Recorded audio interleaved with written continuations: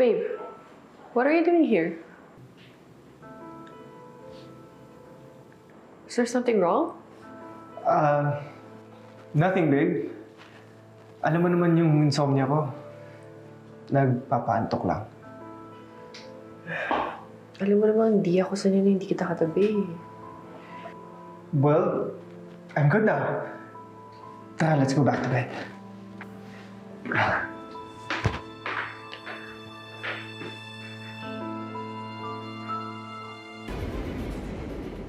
Nakakalurky nga yung mga botante, Eric. Diyos ko, na-expose ng lahat-lahat na kinover up lang naman ni Magnus. Yung mga pang-aabuso, pang-mamaltrato nung Riley na yan. Pero bakit ganun? Ang dami pa rin nilang supporters. Pero may time pa tayo before the elections. Kaya nga kailangan natin mag-double, triple, extra time. Tapos ilabas na lahat ng krimen ng demonyo na yan para makulong at para hindi na manalo sa eleksyon. Yes, that's the ultimate goal. But we need to have irrefutable evidence para madiin si Magnus sa mga crimes niya. Kaso magaling mag-cover up ng kawalang yan tong tao na to eh. At hindi siya magpapahuli. Pero Eric, ituloy mo lang yung pag-iimbestiga kasi gusto kong malaman lahat tungkol kay Magnus. Bakit mong pinapaimbestigahan ng kuya ko?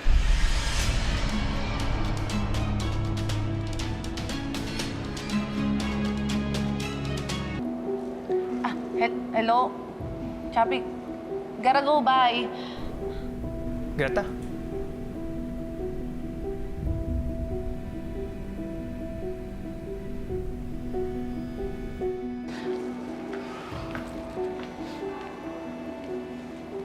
Jared, bakit ka nandito? Anong ginagawa mo?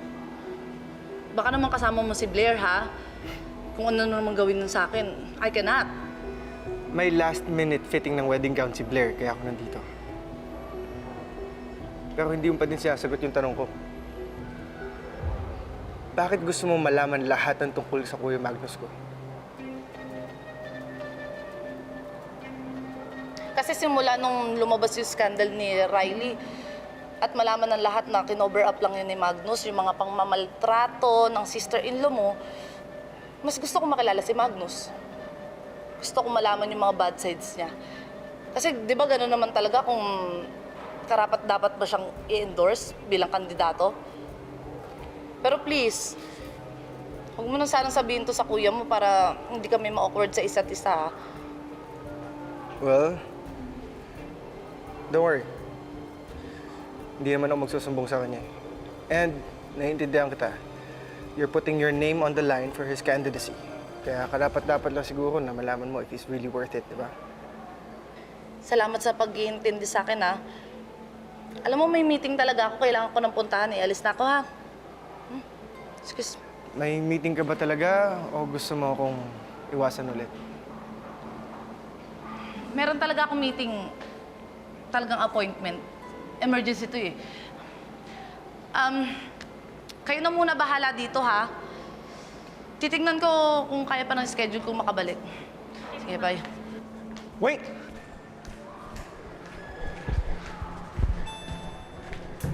Greta, iniiwasan ba talaga ako? Sabi ko naman sa'yo, may meeting pa akong hahabulin. I just wanna talk. Sa susunod na lang pag hindi na ako busy, okay? Greta, please. Importante talaga itong sasabihin ko. Jared, hindi ka pa ba nadadala, ha? Wala naman tayong pag-uusapan, eh. Isa pa, pag ito nalaman-laman na naman ni Blair, susugod na naman yun dito. Makikipag-away na naman sa akin. Alam mo, nakakapagod na. Nai-stress na ako, eh. Tsaka lalong hindi nakakaganda. Greta, please. Ayoko, tantanan na ako. Gusto ko na, let's all rest in peace. Gusto ko na katahimikan sa utak ko, eh. Hindi ka dyan. Uy, ano ba? Ba't mo pinindot? Hindi kita papakawalan hanggat di tayo nag-usap na maayos. Ano ba kasing gusto mong pag-usapan? Greta, hindi ako makatulog. Pwede lumakla ka ng sandamakmak na sleeping pills. Just let me finish first. Hindi ako makatulog kagabi dahil sa'yo. Every minute, every second we had in the woods, Greta, hindi ka matanggal sa isip ko. Hala? Nakita mo lang ako naka-brat panty? Tapos nayakap mo kung hindi ka na makatulog buong magdamag. Ay, Jared, iba na yan, ha? Greta. Kadiri ka, Jared. Greta, alam mo hindi yan yung ibig sabihin ko. We had a connection. At habang inaalagaan kita, habang pinoprotektahan kita in the woods, it just felt right. Ayaw kita makita nasasaktan. Gusto kita makita ligtas, masaya, because you also make me feel happy. Ano ba kasi pinagsasabi mo? Greta, ngayon lang ako nakaramdam ng ganito ka-intense na feelings. Ibang-iba kasi sa lahat ng babae na kilala ko, Greta. Lalo na kay Blair. Greta, I think I'm falling in love with you.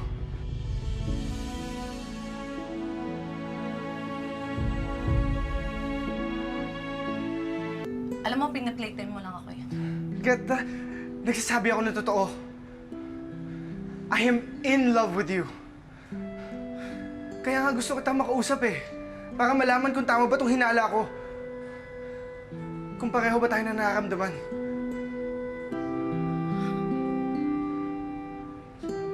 Alam mo, bawiin mo lahat ng pinagsasabi mo. Mali ito.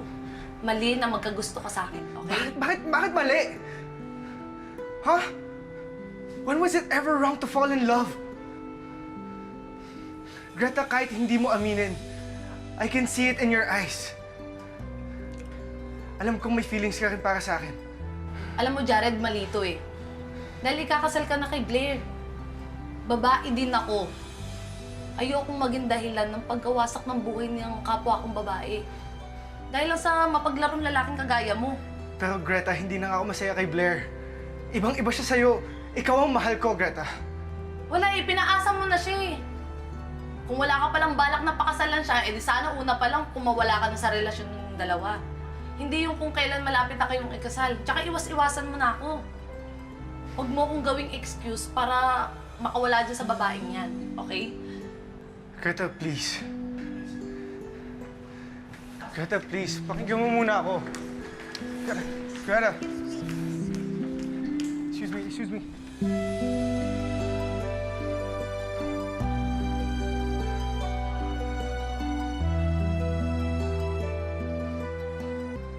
Bro, make sure to check on all the audit reports ng projects ni Magnus Ilosorio since maupo siyang mayor, okay?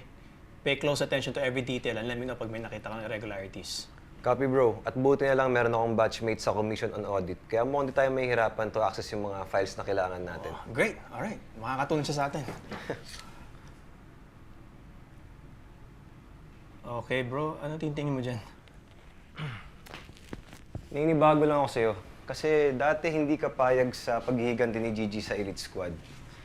Pero ngayon, parang all-out support ka na rin sa revenge plan nila Ma'am Sofia. Okay. And your point is? Diretsa ang tanong bro. Ginagawa mo ba to para magustuhan ka ni Gigi? You know, to earn some pogi points? Diretsa ang sagot din bro. Oo, gusto ko siya. Pero naiintindihan ko ang situation nila ngayon. Mas importante makamit nila ni Ma'am Luisa, ni Ma'am Sofia, ni Donna, at iba mang biktima ang hustisya laban sa Elite Squad. Kaya I'm gonna do everything that I can para tulungan sila. Dahil pag na-achieve nila yon, sige bro, tapusin mo yung sentence. Makakapag-move on na si Gigi. Maybe then she'll see me in a different light. From attorney sungit to attorney matulungin. To just me, Eric. An admirer, and well, bro, the goal is to be her lover. Kaya idol kita eh. Ang pagsak. All right.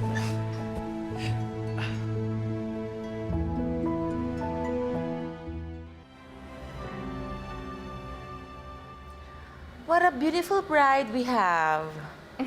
That's already a given. Well, I prefer to call simply the perfect bride. Well, since it's your wedding day, sige na nga, you deserve to be called perfect bride. Oh my gosh, I'm so happy for you! Finally! Ito na yung pinaghihintay mo. Magiging Mrs. Ilosorio ka na rin. Kaya dapat maging perfect talaga ang day na to. Nothing and no one can ruin this extra special day. Diba? Kaya please lang ha, huwag na kayong gumawa ng eksena ni Allison. Itodo nyo na ang plastikan nyo for my sake. Ano pa nga ba? Eh, pati nga kami ni Magnus, no? Perfect couple. For PR's sake. Miss, would you happen to know if dumating na yung isa niyong guest? Si, Greta V? Parang hindi ko pa po nakita sa labas, sir.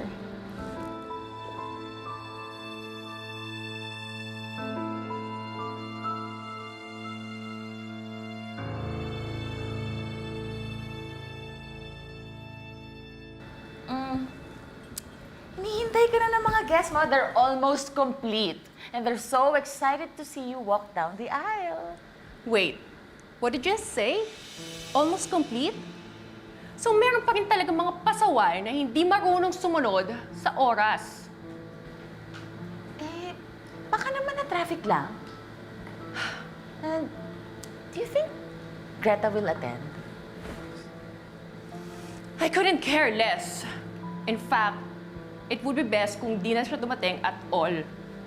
Baka mamaya gusto pa niya ng dramatic entrance at kabugin ako. Anyway, sinabihan ko na naman yung coordinator na wala na magpapapasok 5 minutes before my wedding march. Seriously? Sorry na lang sa mga latecomers. My wedding, my rules.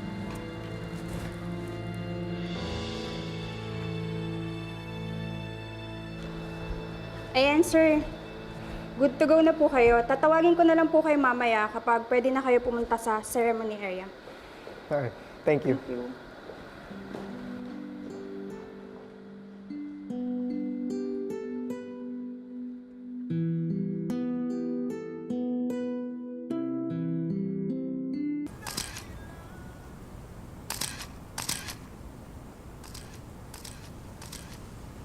Ma'am, hindi na po ba talaga kayo a-attend sa wedding niyo na Sir Jared at Ma'am Blair?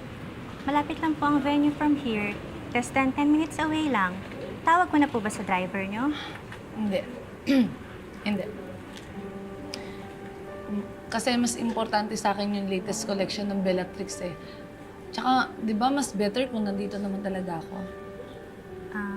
Okay po, if you say so. Excuse lang po muna, may i-check lang ako.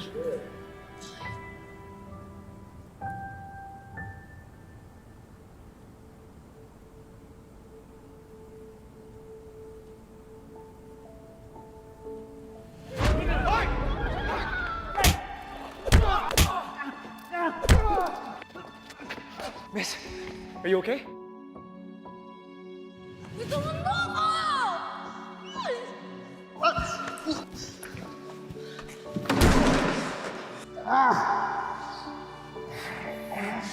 Are you okay?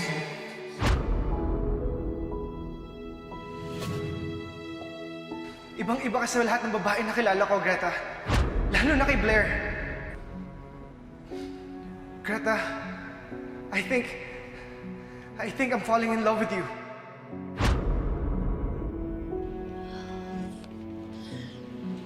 Focus, Gigi. Focus. Focus.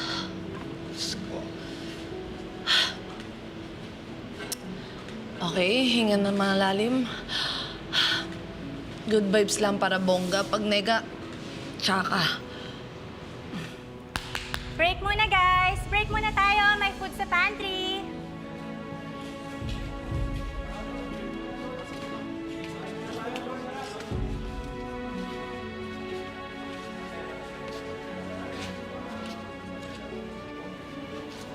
Ma'am, ikaw po.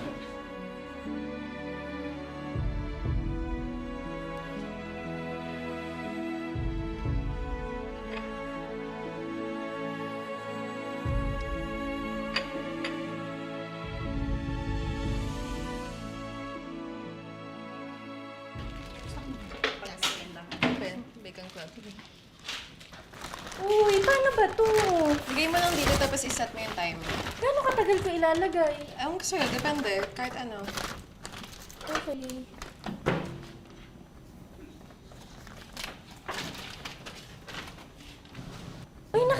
yung wedding gown ni Miss Blair? Nag-post siya sa social media. In fairness, bet kong siya Sucks lang. May dating naman, but I think I've seen that design before. Same, parang familiar nga. Guys, break time is over. Back to work na. Nakakahiya sa celebrity photographer natin. Mabilis ang kilos, please.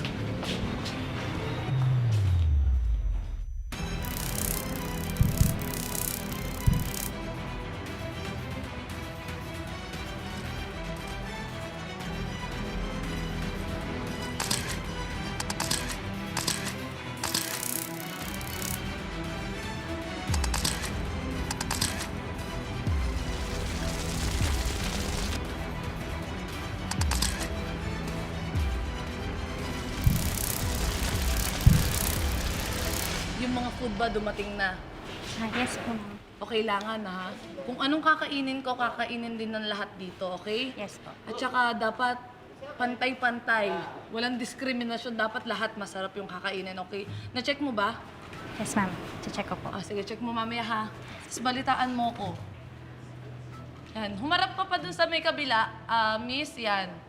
Harap ka, huwag kang kumapit. Yan. Tapos sa mga lalaki, mas ano pa, damhin nyo. Ge. Pakita nyo yung damit. Ano yun? Wait lang, nakakaloka yung amoy. Hindi naman natin kailangan ng smoke effect dito, di ba? Anong amoy yun? Check mo nga. Check mo parang ano eh. Parang iba eh. Lumalakas sa amoy! Takbo!